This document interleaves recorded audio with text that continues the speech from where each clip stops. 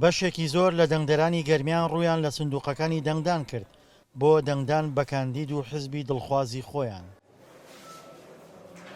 ئەو دەنگدەرانەی بەشداری هەڵبژاردنیان کرد بەشداریکردنی پرۆسەکە بە گرنگ وەسف دەکەن.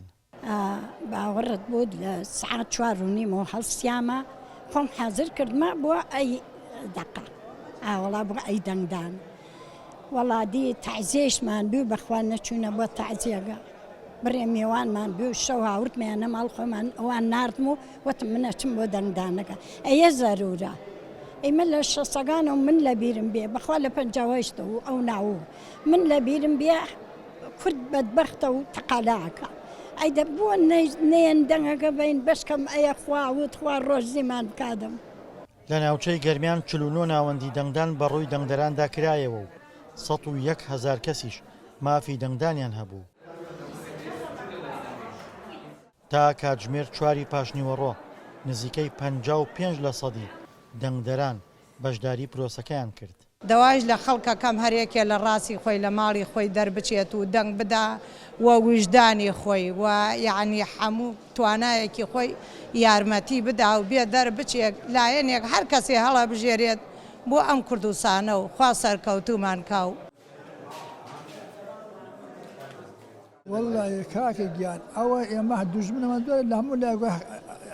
لە بۆمان بکرێ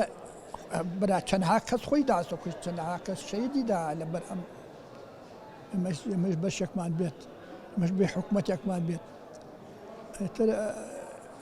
دوژمنمان زۆرە چوار زۆرمان هەر دوژمنە ئێمەش ئەشەیەک کوردوون و بتوانین شتێ بۆخمان بکەین.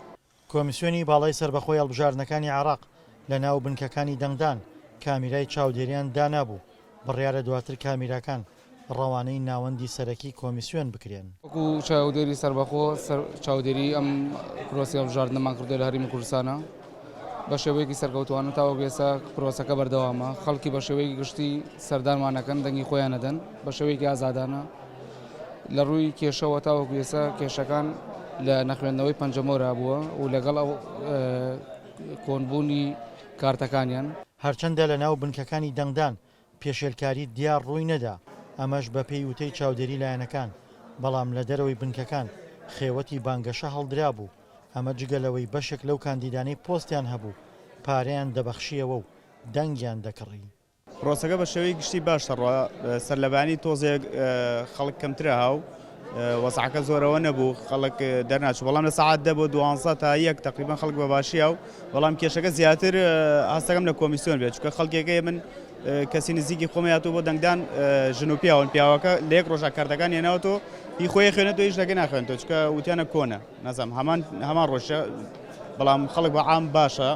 بۆ دەنگدان و هاتون و دەنگەدەن و 150 تێپەڕان و تا ئێستا زۆر باشەڕەوە. دوای کۆتایی هاتنی هەڵبژاردن لە ناو ناوەندەکانی دەنگدان ژماردنی دەستی و ئەلکترۆنی بۆ دەنگەکان دەکرێت و